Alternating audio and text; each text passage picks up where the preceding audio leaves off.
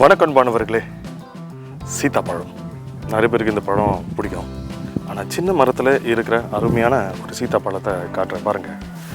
நமக்கு சின்னதாகவே கிடைக்கிற ஒரு சந்தோஷம், சின்னதாக கிடைக்கிற சந்தோஷம் எப்பவுமே பெருசு தான்.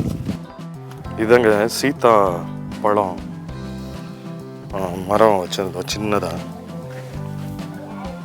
அதில் பார்த்தீங்களா சீத்தாப்பழம் எந்த அளவுக்கு அழகாக வந்திருக்குன்னு. பார்க்கவே நல்லா இருக்குல்ல சீத்தாப்பழம்.